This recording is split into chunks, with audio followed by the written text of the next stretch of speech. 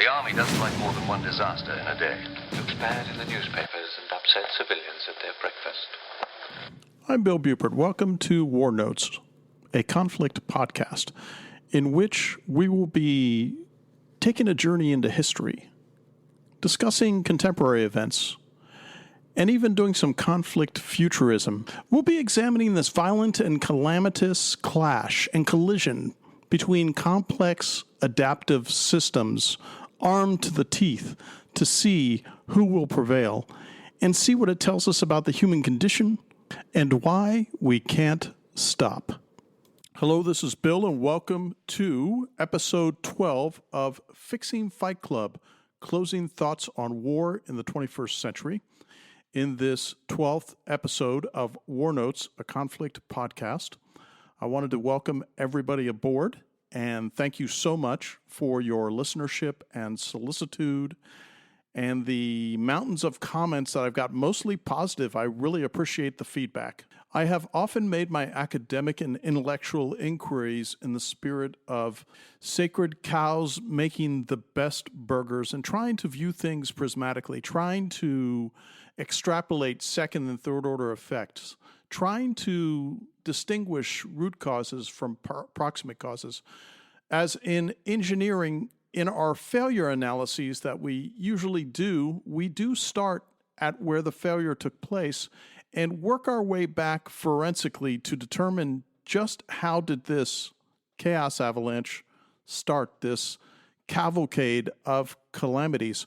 I've spent nearly 12 hours in my Fixing Fight Club series. For those of you who have listened from the beginning, or those of you who may have listened to certain episodes you picked out that happened to pique your interest, I've tried to make a very comprehensive case for why the Department of Defense, the departments for war making, foreign policy, foreign aid, foreign influence, and all of what's baked into the cake holistically of the American war-making machine since the middle of the 19th century and moving forward.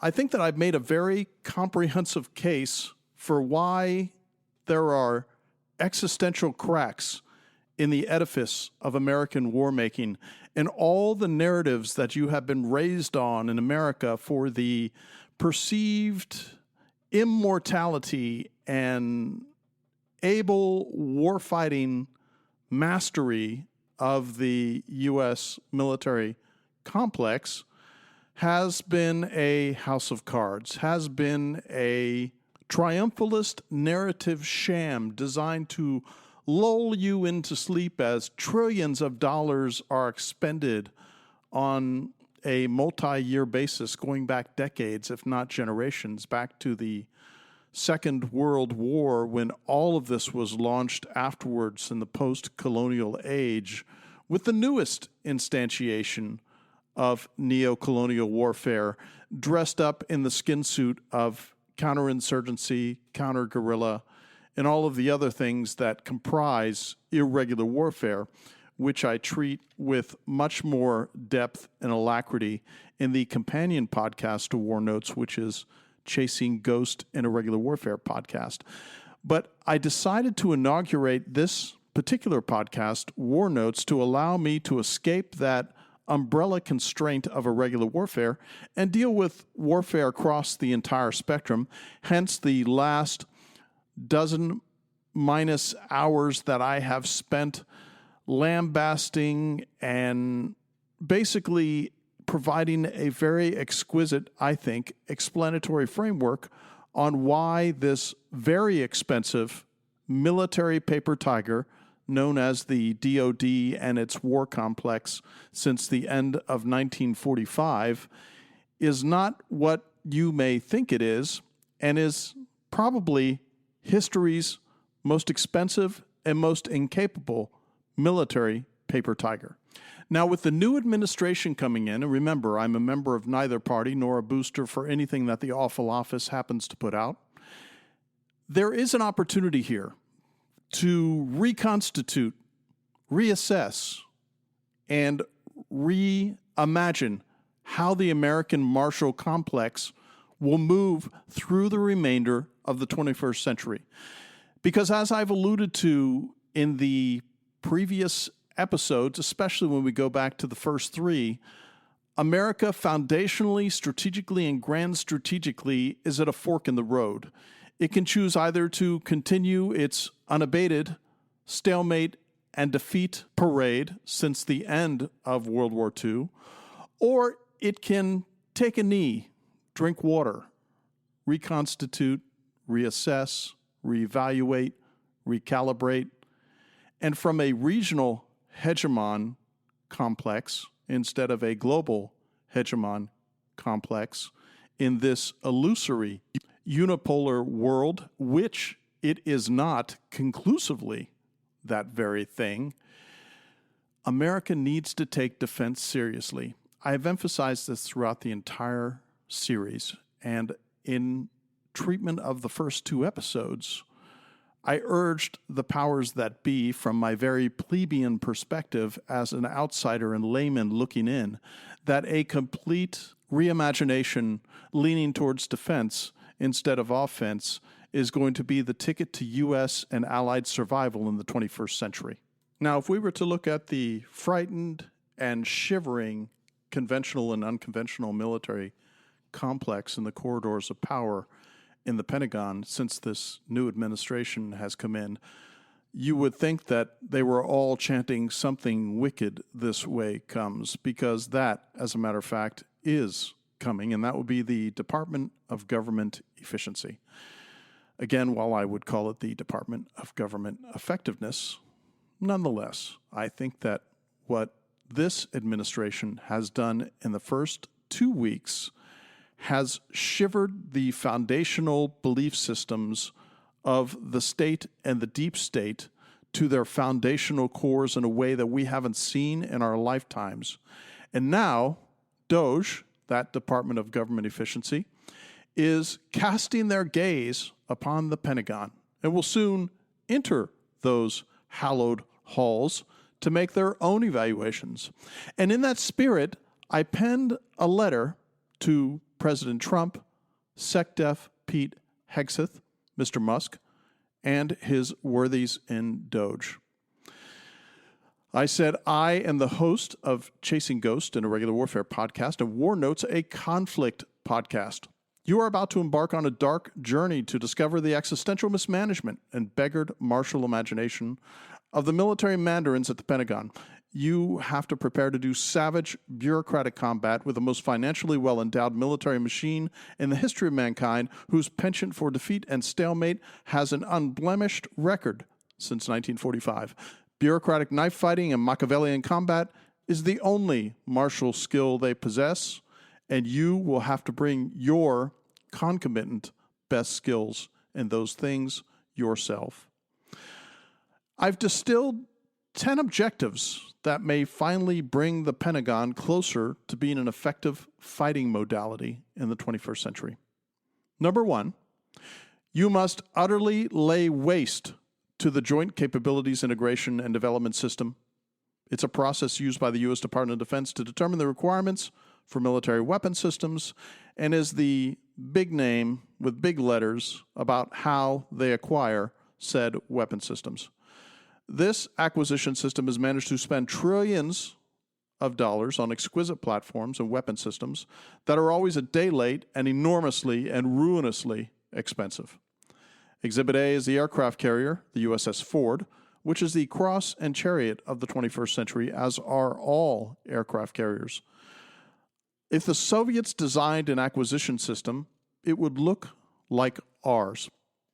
End of quote. I wanted to add that while I think the acquisition system could possibly be salvaged, I think a burning to the ground to its embers and having those embers soaked in cold water and somehow the earth salted and something else put in its place is absolutely and existentially necessary to right the ship that is heading towards the rocks and shoals as we speak. America's Department of Defense, America's conventional war machine, is designed, as so many systems and exquisite platforms are, to fight the last war in the 20th century. It is not fit for purpose to fight in the 21st century. As has been demonstrated time and again, whether the tremendous losing streak in the countries in the Middle East in exercising less than conventional war and exercising counterinsurgency and counter-guerrilla operations and other not-so-successful ventures, all the way up to recent events against Yemen in the Red Sea, where we have the U.S. Navy ham-fistedly and, I think, correctly stating that they have been engaged in the most savage naval combat since World War II over 7 decades ago.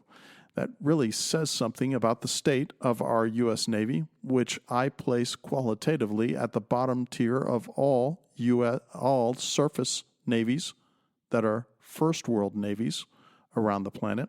It is the only blue water navy to speak of, and they are doing a terrible job of living up to the expectations and grand historical performance of World War II, which they seem savvy on emulating, but certainly not looking forward into the future with the revolutions of military affairs that are cascading inevitably across the 21st century, and they are eminently not prepared. I go on in the letter. Number 2, 21st century warfare is characterized by 3 essential things: robotics, autonomous targeting, and the employment of hypervelocity weapon systems.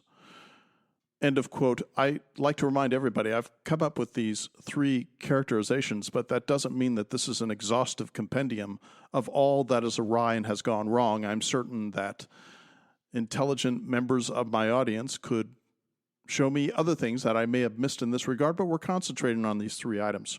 Quote, robotics from mud to space will not only dominate military conflict in this century through a rolling cascade of revolutions in military affairs that will dwarf such forward momentum in past history, but democratize the employment technology to the poorest countries to challenge the first world employment of exquisite platforms. End of quote, because I'd like to emphasize this.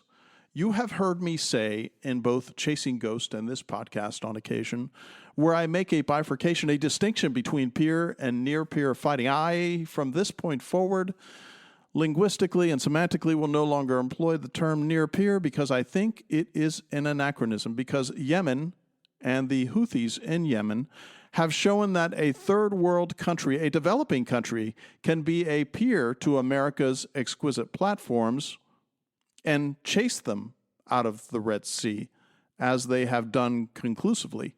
So from this point forward, when you hear me say the word peer competitor instead of bifurcating with near-peer competitor, I will from this point forward consider all third world countries that have savvy stratagems and operational art like the Houthis in Yemen to be peer competitors to the United States and the West. I go on. Autonomous targeting will be a necessity to remove humans in the loop because of the speed and high density of munitions aloft, which would speak to the Mach 5 plus velocities we are going to see with hypersonics. And mind you, in this century, you will see hypersonic weapons, maybe after 2050, that will exceed Mach 20, approaching Mach 30. Hypersonics are not new. Intercontinental ballistic missiles and intermediate-range ballistic missiles have been achieving hypervelocity speeds once they tip over at apogee and return into the Earth's atmosphere for going on 70 years, 75 years since the 1950s. You will note that in that time, America has not, nor has anyone else, developed a defensive modality against those incoming munitions once they have tipped. They're either MIRVed with multiple independent reentry vehicles, or they are singular munitions, but once tipped and achieving those speeds, whether terminally maneuvering or ballistically terminal or not, they cannot be intercepted with any degree of certitude by any weapon system currently deployed by the West. Not only that, that's the employment of high parabola weapons. The shallow parabola glide vehicles like the fractional orbital bombardment systems, the FOBs, that are the future, whether the U.S. and its weak allies agree or not, are certainly on the menu as items that will be offensively employed against American conventional forces.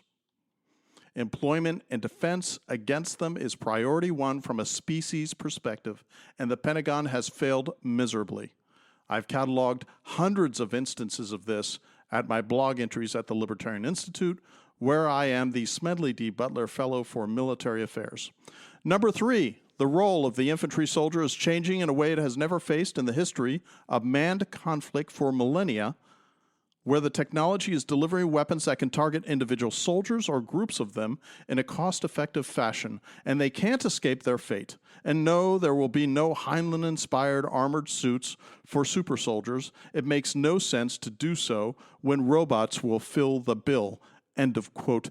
Now, one thing I wanted to treat here is that it breaks my heart to think that in the future we won't have the exoskeletal armor for the human meatbag soldiers that would go into them.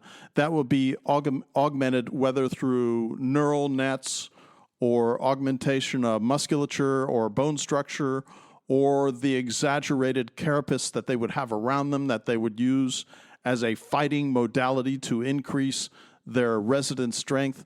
It doesn't make sense whatsoever.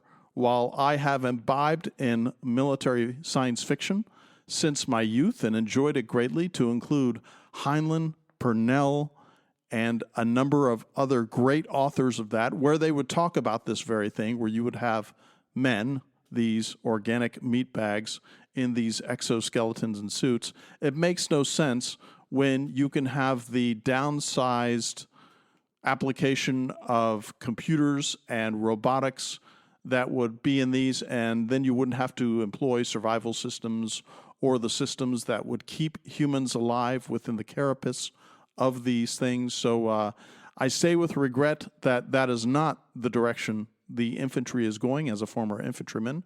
I say that with the greatest sorrow, but nonetheless, what it means is that in the future, the infantry will be done by unmanned combat vehicles. Number 4, the U.S. has utterly failed in aggregated fire synchronization systems that align sensors and effectors seamlessly to deliver neutralization and destruction in a peer conflict.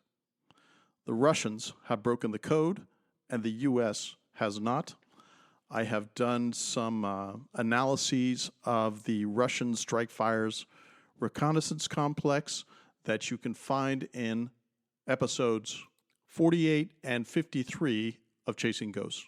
Number 5, global hegemons always fall, always fail, even in a unipolar world in which we do not live any longer, despite the protestations by the Western elites, because nothing concentrates the mind on surviving peer conflict than defensive arrangements left of bang.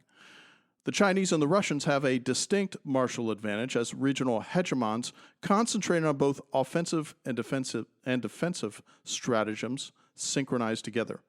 The U.S. cannot defend its homeland from military threats, full stop. I want to pause here and take a moment to reflect on this. You will find that when you look at the Swiss Canton strategy and the Swiss defensive stratagems at both the operational and strategic level that have been employed for the last few hundred years, it fixes the mind when not only are you not a global hegemon, not even a regional hegemon.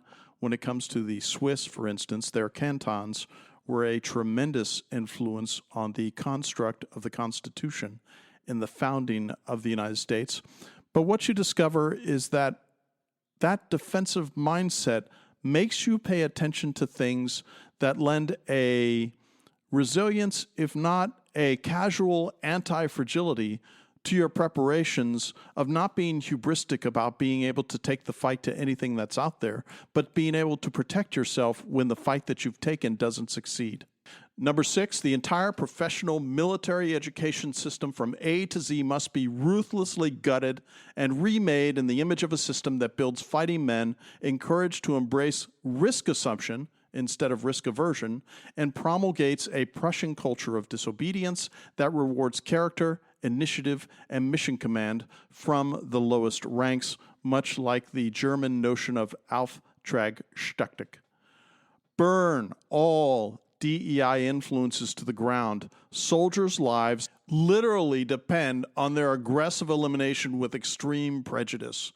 They have done nothing but provided a non-value-added distraction to the very timely resources and constrained resources that are needed to achieve the unconscious competence across the board at all levels of fighting and command, that once these complex adaptive systems collide in that great war of collision with each other, whether with our allies, with our coalition forces, against enemy threats, they shouldn't have to be bothered in the finite acquisition of skills, intelligence, resources, and the sheer capability of being able to prevail in the coming fights by these social engineering confabulations that do nothing at the margin to improve American fighting ability. I am encouraged by the new administration and the DoD leadership, who is trying to root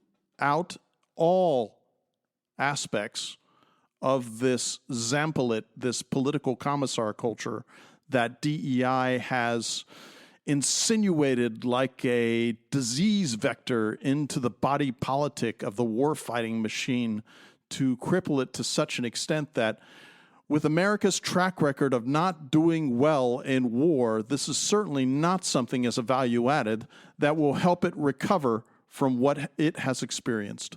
Number 7, a complete reassessment and rebuilding of the military personnel performance system, and a drastic reduction in the number of flag officers and their useless, bloated staffs that have been responsible for the perfect and unblemished cavalcade of calamities, failures, and stalemates since 1945 that have made this not only the most expensive paper tiger in the history of warfighting with mankind, but also, in my mind, a laughingstock to third world countries that have bested this hyper-expensive military.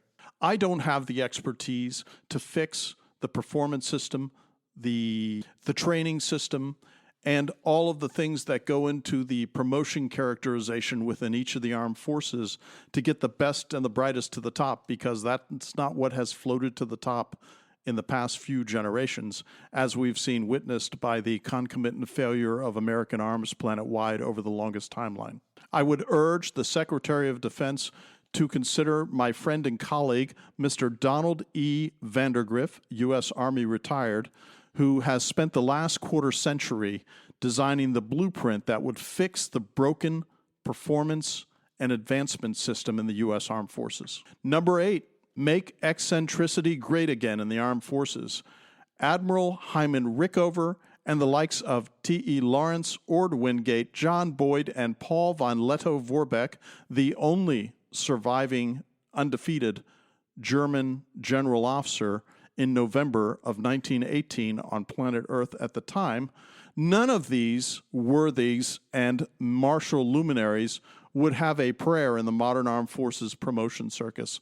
Let's fix that. Number 9, create vigorous red teaming and 10th man entities through all the services and the joint staff whose sole purpose is disruption, uncomfortable questions, and extrapolating the second and third order effects of every aspect of operations left of bang and after commencement of kinetic operations.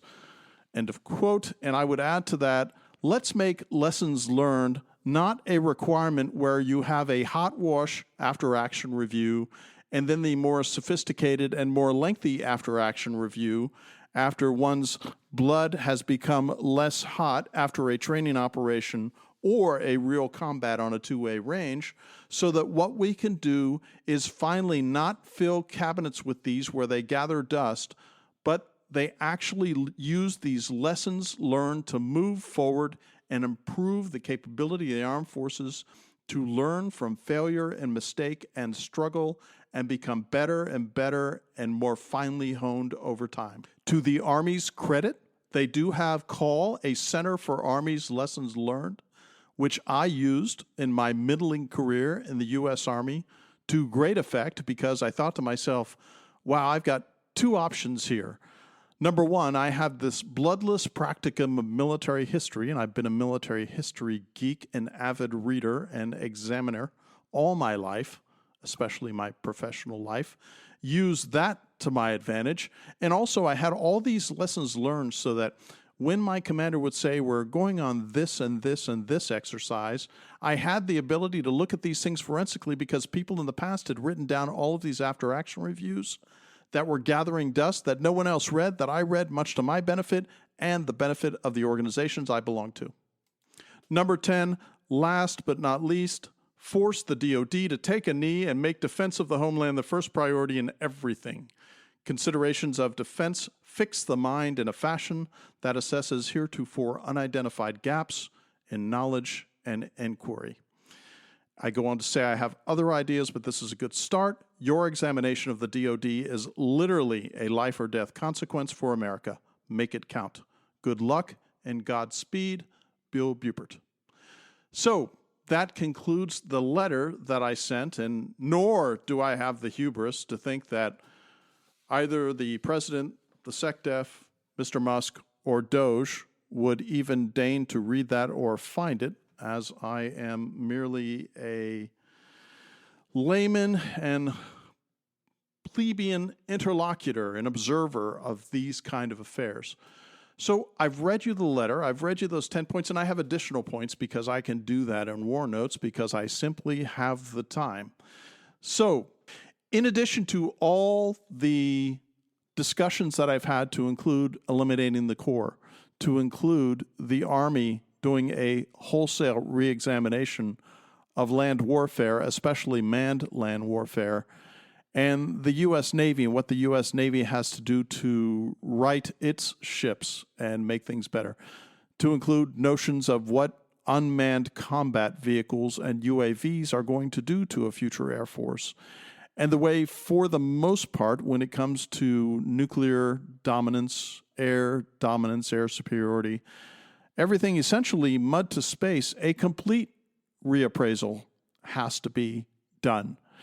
And what I've discovered, and of course, this is a particular interest of mine, is the Wehrmacht, and before that, the Reichswehr, World War I, and before that, the Prussian General Staff, back to 1805, they thought that military history as that bloodless practicum that I mentioned. I mean, I found myself as a professional soldier in a unique position where I had access in the English language alone, much less other languages, this vast, wide, and deep military history practicum where I could learn how ones failed, how soldiers succeeded, how armies prevailed, how said armies were defeated, and all of these things in the comfort of a comfortable chair, or I would often take these out to the field, reading them on my campaign furniture. So I found that it was very profitable for my career personally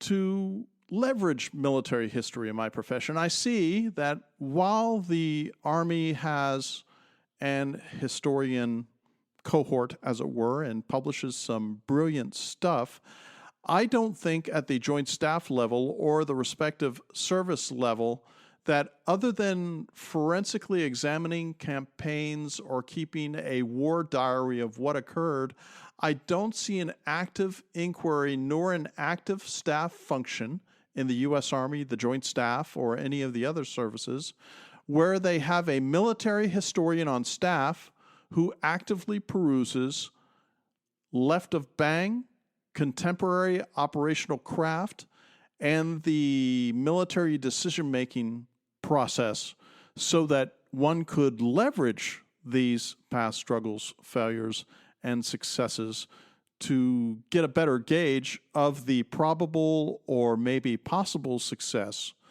of ideas for conducting said campaigns. So I want you to know, with this $1 trillion budget that we currently have with the Department of Defense, and that $1 trillion budget, of course, includes some DOE set-asides for the nuclear programs that the Air Force and the Navy have, there are 3.3 million service members and DoD civilians. And I think to myself, what are some of the cells that if I were Secretary of Defense or an Assistant Secretary of Defense or an Under-Secretary of Defense, what are some of the cells that I would want to see set up that may not be there? So I am happy to be corrected if my following recommendations already exist, and if they do, I'd love to know that they do. We need cells, organizations, advocacy tanks. I think that phraseology of think tank is silly. Those are advocacy tanks because they are in the tank for what they are the champions of. So let's just be full disclosure and not beat around the bush about what they're really about. So the following cells, the following organizations, the following small intellectual pursuit engines should be stood up immediately by the current SecDef if he can't find them in existence already. We need a cell created, probably at the joint level, that simply examines defense, that puts defense in the second D in the Department of Defense and looks at all the prioritized programs, mission sets, both instantiated now, and mission sets that would increase the security of the homeland, and make that a discrete modality in which all of that is pursued, and then a template is offered to the Secretary of Defense, and hence the President, that delineates what that defensive posture would look like. Because right now, that defensive posture is sitting at 0. Of course, some of the naysayers will say, but Bill, we have a mid-course interceptor program with 44 mid-course interceptors that are ready to slay any ICBMs or IRBMs that dare to reach apogee, tilt, and send their lethal munitions onto the surface of the American homeland. And as I discussed in previous episodes concerning the nuclear inventory and the capability to defend against such, with a probability of kill of over 90% demanding 4 of those munitions lofted to intercept the MIRVs before they tip and released their deadly payloads, that of those 44, 11 of them would go after a single incoming ICBM or IRBM before it tipped. I suspect that when you look at Chinese and Russian inventories, and there are plenty of other countries, especially when you consider fractional orbital bombardment systems being a little less sophisticated and expensive for third world nations that seek to have that capability, that system would be quickly overwhelmed, and one has to scratch one's head and say to yourself, well, wait, why do you only have 44 to intercept the MIRV before it tips? Because remember, after it tips, we have no capability whatsoever to defend against incoming hypervelocity munitions. Not a priority for the Department of Defense. We need to take all the respective service and joint military history complexes that are out there, and maybe even reach into the university, and after we've wrung their necks and told them to get their stuff together when it comes to delivering quality professional military education that is not freighted and burdened by DEI and other socialist engineering BS that has been plugged into the entire modality and apparatus of the higher education system for both the enlisted and officer corps in the U.S. Armed Forces, one would find the time, maybe even the folks who are genuinely interested, in showing how a rigid, deep, and less than shallow application of military history would yield great rewards to those who are paying attention. Because obviously, with a pristine record of failure, stalemate, and defeat since 1945, maybe it's time to do a reassessment of what history has told us before so that we can avoid, left of bang, making those mistakes continuing into the 21st century. The Secretary of Defense apparently has an irregular warfare bureaucracy. It's run by West Point. I have discovered nothing worthwhile. It's all a bunch of triumphalist drivel that tends to use whole-of-government policy prognostications not to fix what's not been done well before, but to put a rosy picture and put bright paint on what is otherwise a rather dilapidated irregular warfare modality in the entirety of the DoD to include the special operations. Another consideration is a wholesale stand down of all covert and clandestine action by the intelligence community planet-wide, much less what it appears to be doing domestically, so that one can do a full reappraisal and reassessment of the second and third order effects of color revolutions conducted around the world, for instance, and whether, in the end, that serves America's defensive interest. As a matter of fact, does it make the countries that have been actively suborned, does it make them neutral or beneficial to the national security of the United States? I don't propose to have the answer. What I propose is that we examine that again with a 10th man, contrarian, or skeptical eye to see if there is utility to it. I get it. The James Bond stuff, the covert action stuff, the Hollywoodized appearance of doing the cloak and dagger things for God and country, and in the end, the bright, shining lie told to all of us is that this interference overseas makes us safer at home. I would suggest to you that there are volumes out there that prove that it is completely otherwise, and that, as we know, Newton's third law is a stone-cold motherfracker. And what we discover over time is that what empires do, and there's no doubt that the United States is an empire, whatever empires do abroad, it always comes home. Hence, a lot of the political turbulence that all of us, regardless of your party affiliation or philosophical touchstone, you will discover that it doesn't always end well. And I would suggest to you that the majority of the time we tend to have this grenade go off in America's pants with the pin taken out by the very people wielding it. And here we are at this critical juncture. So I would urge you to take a look at the first 11 episodes of this Fixing Fight Club series in WarNotes. If this just happens to be the first one you've listened to, you will find among them, for instance, Episode 3 is The Joint Illusion, Episode 4 is Intelligence Failure is a Feature, Not a Bug, Episode 6 is Escalation, Dominance, and Salvo Competition. I cover the different respective services.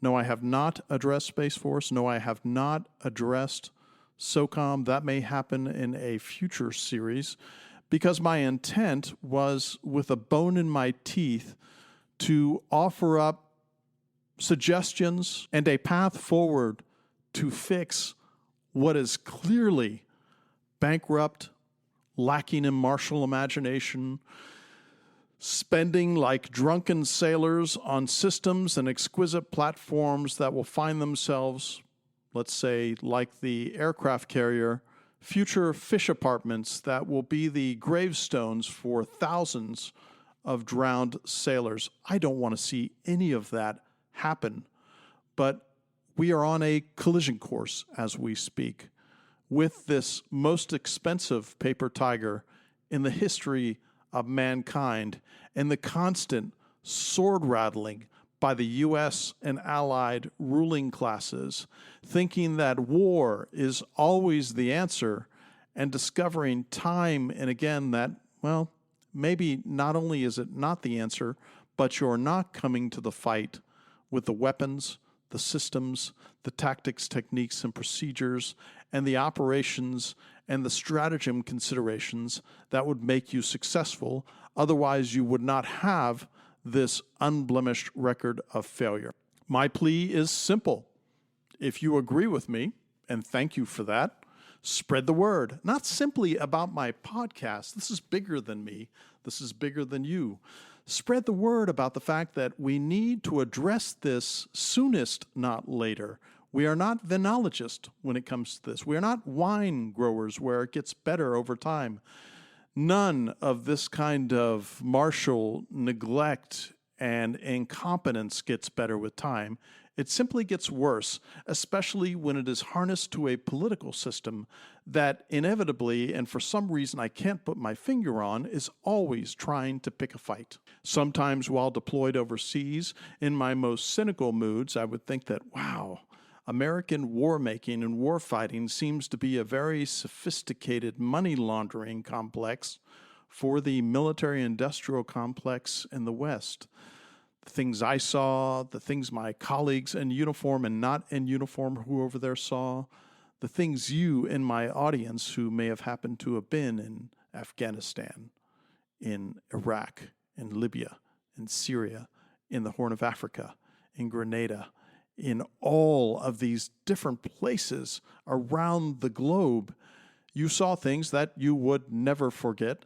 Those of you on two-way ranges, I know you are burdened, whether you acknowledge it or not, by moral injury as a result of the things that you did and the load that you carried. And brother, I am there. I understand precisely what's going on in the darkest nights of your soul. So my ask is rather simple.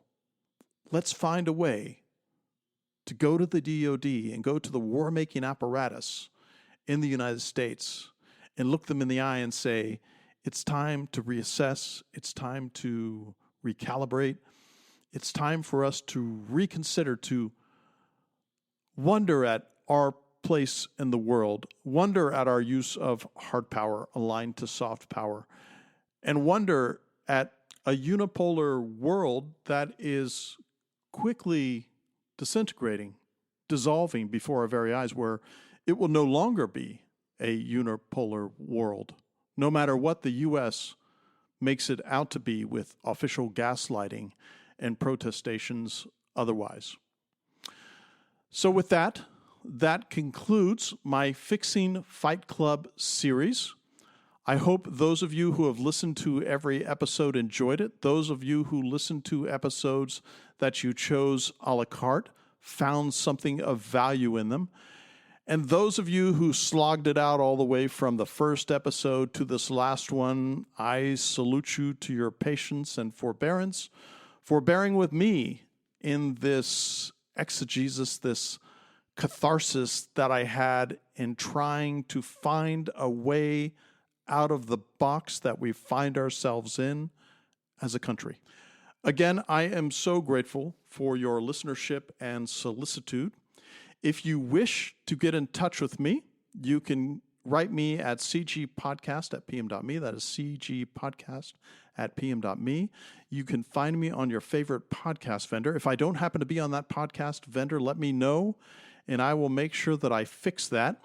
If said podcast vendors that you listen to happen to have the ability to put stars, recommendations, or reviews on there, I would be forever obliged if you took the time to do so. And I wanted to reach out and thank my 46 paid subscribers. Remember, you have never heard me have my hat in hand asking for you to separate yourself from your hard-earned dollars, and you will not hear it from me. But for those who took the extra step and went the extra kilometer to part with their hard-earned dollars to support my efforts here, on Substack, you will find my Chasing Ghost Substack, which will be in the show notes, along with some book recommendations. So for those of you who have slogged through these with me, I thank you and salute you, and this is Bill out.